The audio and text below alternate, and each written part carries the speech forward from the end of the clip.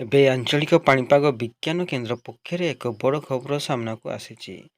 ବର୍ତ୍ତମାନ ଯାହା ସୂଚନା ମିଳୁଛି, ଆଜି 24 ଘଣ୍ଟା ମଧ୍ୟରେ ଓଡ଼ିଶାର କିଛି ଜିଲ୍ଲାରେ ଘଡ଼ଘଡ଼ି ସହ ବର୍ଷା ହେବାର ଆଶଙ୍କା ରହିଛି ଏବଂ କିଛି ଜିଲ୍ଲାକୁ ୟେଲୋ ଆଲର୍ଟ ଜାରି କରାଯାଇଛି।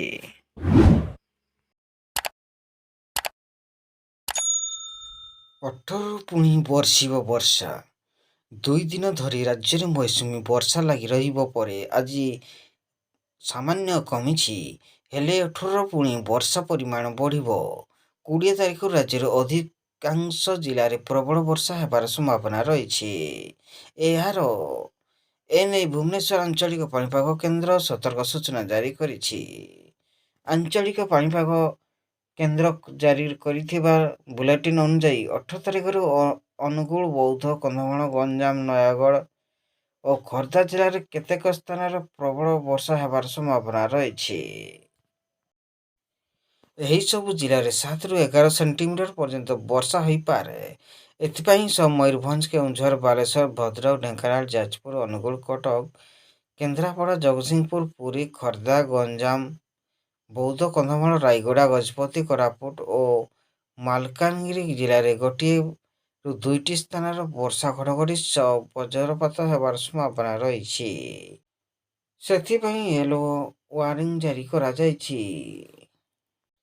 ସେହିପରି 19 ତାରିଖରେ ଖୋର୍ଦ୍ଧା, ପୁରୀ, ଗଞ୍ଜାମ, ନୟାଗଡ଼, କନ୍ଧମାଳ, କୋରାପୁଟ, ମାଲକାନଗିରି ଓ ନବରଙ୍ଗପୁର ଜିଲ୍ଲାରେ କେତେକ ସ୍ଥାନରେ ପ୍ରବଳ ବର୍ଷା ହେବାର ସମ୍ଭାବନା ରହିଛି। ସେହିସବୁ ଜିଲ୍ଲାରେ 7ରୁ 11 ସେଣ୍ଟିମିଟର ପର୍ଯ୍ୟନ୍ତ ବର୍ଷା ହୋଇପାରେ। ଏହାଛଡ଼ା ମୟୂରଭଞ୍ଜ, କେଉଁଝର, ଅନୁଗୁଳ, ଢେଙ୍କାନାଳ, ବୌଦ୍ଧ, ଯାଜପୁର, ବାଲେଶ୍ୱର, ଭଦ୍ରକ, କେନ୍ଦ୍ରାପଡ଼ା, ଜଗତସିଂହପୁର, ଖୋର୍ଦ୍ଧା, ପୁରୀ, ଗଞ୍ଜାମ, ନୟାଗଡ଼, କନ୍ଧମାଳ, କୋରାପୁଟ, ମାଲକାନଗିରି, ରାୟଗଡ଼ା ଓ ନବରଙ୍ଗପୁର ଜିଲ୍ଲାରେ 1 ବା 2ଟି ସ୍ଥାନରେ ବର୍ଷା, ଘଡ଼ଘଡ଼ି ସହ ବଜ୍ରପାତ ହେବାର ସମ୍ଭାବନା ରହିଛି। ସେଥିପାଇଁ ୟେଲୋ ୱାର୍ଣ୍ଣିଂ ଜାରି କରାଯାଇଛି। 20 ତାରିଖ ମୟୂରଭଞ୍ଜ, କେଉଁଝର, ଢେଙ୍କାନାଳ, ଯାଜପୁର, କଟକ, ଖୋର୍ଦ୍ଧା, ନୟାଗଡ଼, ଅନୁଗୁଳ, ବୌଦ୍ଧ, କନ୍ଧମାଳ, ଗଞ୍ଜାମ, ଗଜପତି, ରାୟଗଡ଼ା, କଳାହାଣ୍ଡି, ବଲାଙ୍ଗୀର, ନବରଙ୍ଗପୁର ଓ କୋରାପୁଟ ଓ ମାଲକାନଗିରି ଜିଲ୍ଲାରେ କେତେକ ସ୍ଥାନରେ ପ୍ରବଳ ବର୍ଷା ହେବାର ସମ୍ଭାବନା ରହିଛି। ଏହିସବୁ ଜିଲ୍ଲାକୁ 7ରୁ 11 ସେଣ୍ଟିମିଟର ପର୍ଯ୍ୟନ୍ତ ବର୍ଷା। ଚ୍ୟାନେଲ ପାଇଁ ଯଦି ନୂଆ ଆସିଛନ୍ତି ତାହେଲେ ଚ୍ୟାନେଲକୁ ଗୋଟେ ଲାଇକ୍, ସେୟାର, କମେଣ୍ଟ ଏବଂ ସବସ୍କ୍ରାଇବ୍ କରିଦିଅନ୍ତୁ, ଯାହାଦ୍ୱାରା ଆମ ଚ୍ୟାନେଲ ମାଧ୍ୟମରେ ଆପଣଙ୍କ ଅଞ୍ଚଳର ବର୍ଷାର କେତେ ମାତ୍ରା ରହୁଛି ଆମ ଚ୍ୟାନେଲ ମାଧ୍ୟମରେ ପାଇପାରିବେ। ସେପ୍ଟେମ୍ବର 1 ତାରିଖରୁ ଆଜି ସୁଦ୍ଧା 222.6 ମିମି ବର୍ଷା ରେକର୍ଡ ହୋଇଯାଇଛି, ଯାହା ସ୍ୱାଭାବିକ ବର୍ଷା ତୁଳନାରେ 54% ଅଧିକ ରହିଯାଇଛି।